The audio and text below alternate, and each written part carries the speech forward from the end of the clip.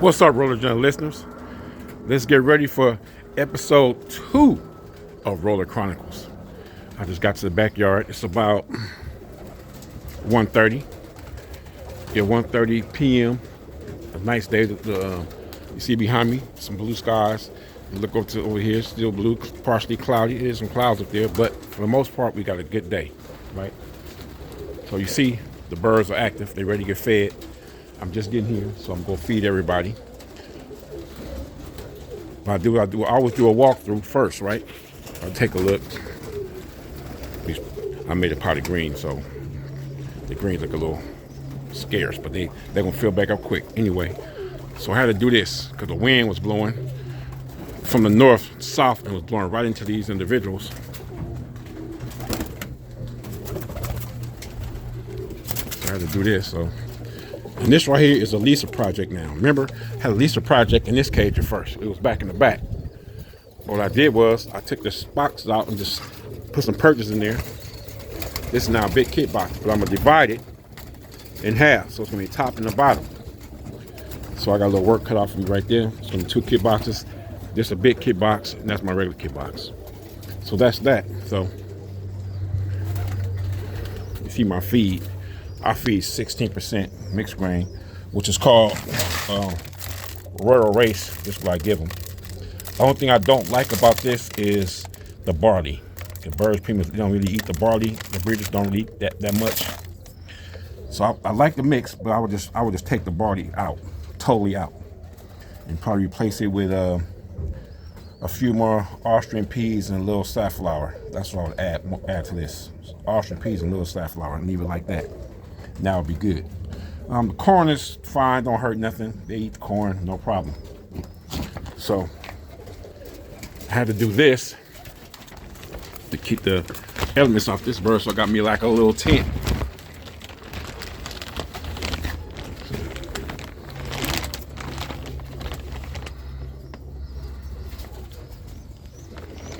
So all my Lisa project stuff is back here. This is probably one of my really good producing cocks right here. This one I call Red Baron. He produces real well. Right now he has 3 different birds in the kit off 3 different hens. So this guy produces well too. He's on a hen from Chonicles now. That's their first baby.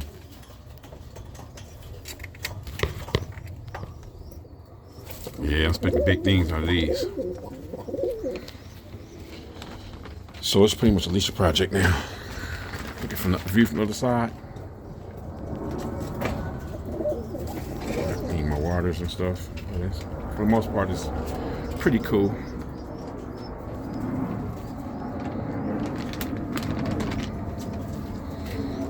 Two more pair over here. Lisa project. That's actually a Lisa project cock caught back to a smoke hen. And this is a straight Lisa project. That's one of the South African hens from Dave Henderson. And that is the bird I call 100% bird. That's 0303.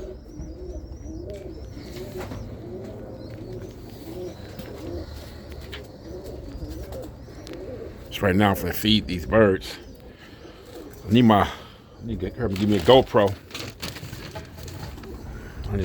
So I can continue doing my work.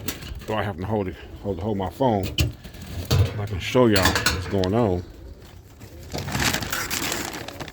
This is the feed. This is it's just a regular 12% mixed grain with corn. This right here was a mix we made.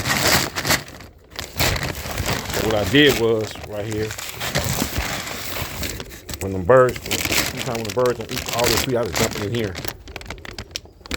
So now I got corn in it. Usually this bag wouldn't have corn in it, but it's okay.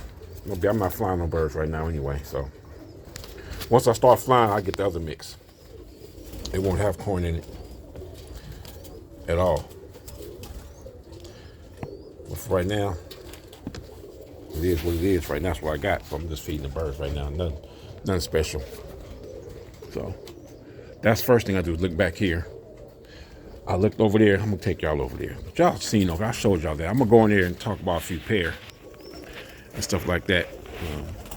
Gives you guys more insight on what I'm doing. And I'm gonna show you what this is all based on. I'm gonna try to base it on as much close as possible. But hold on, I'll be back. All right, had to take a little break and do something. So I got this pair here, my Lisa project pair. This was a good pair. Like, I still got one of these left, but she's inside there trying to get her feathers together. So I'm gonna band those two babies right now. This is my book.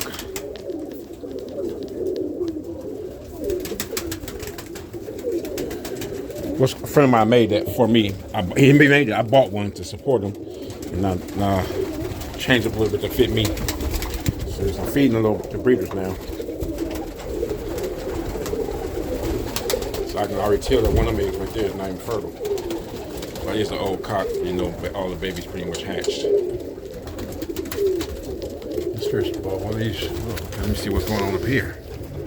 Okay, get your helmet off. Or these just hatched.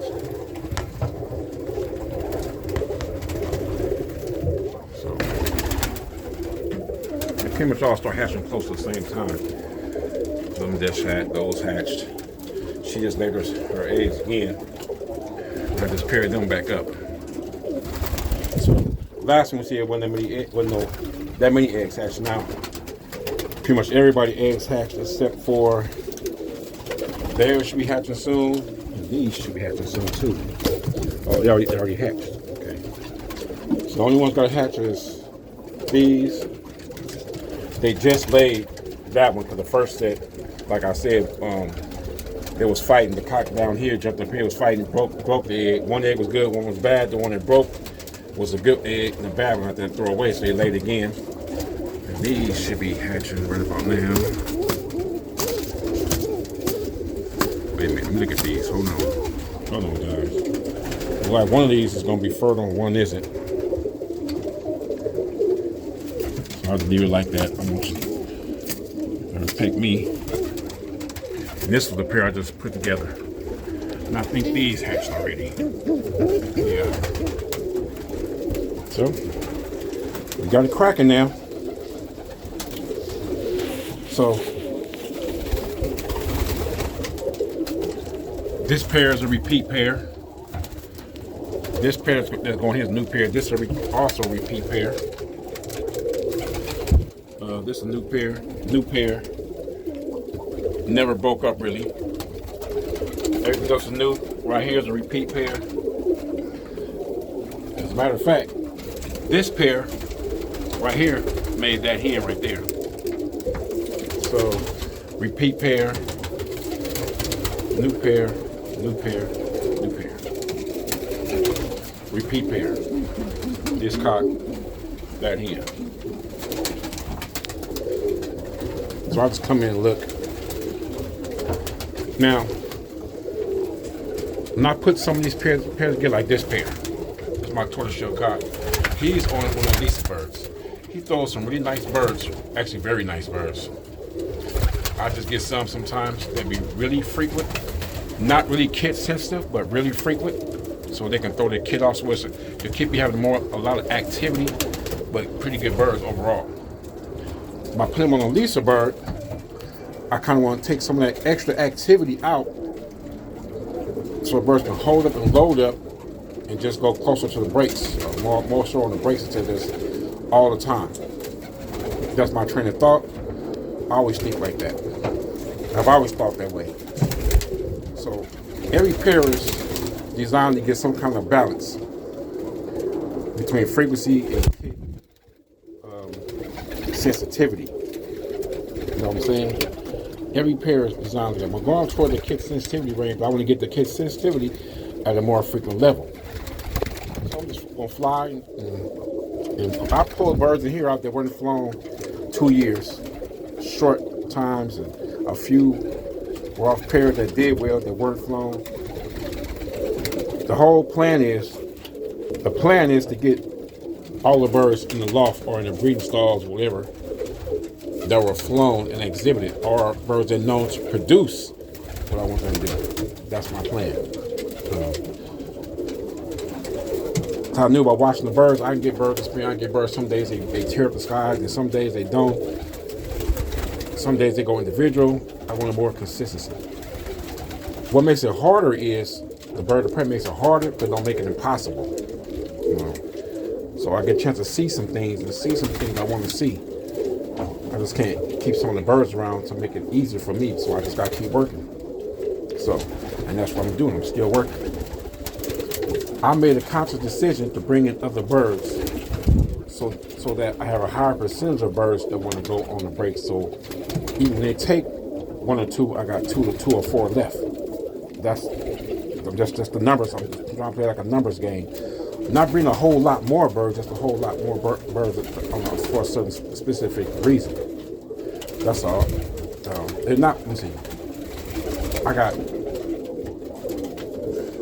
one more extra pair than I had last year. That's because it's one cock, an old cock, that most likely will not be using after next year. There's a few cocks I won't be using after next year. So I'm going to get as much as I can off them in the air this year. Hopefully I can pull one or two in off those and just move on from there. You know what I'm saying? So I got the plan.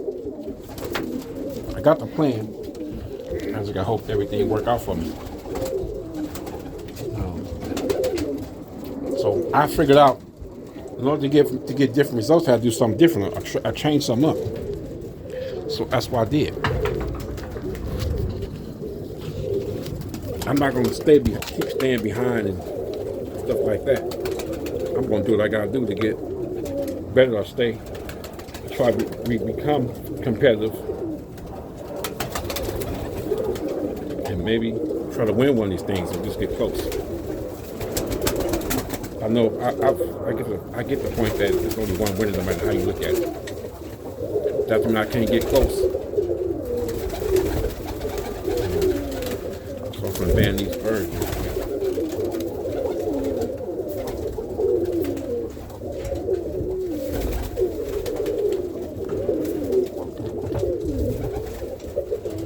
All these are project birds. They ran it like this.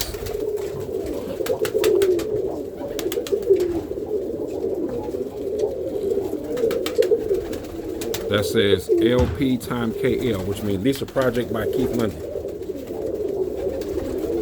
They all my Lisa Project birds gonna have that. The other band will be a QPRC band. These are going to be last year bands on these. That's what I'm identifying. So,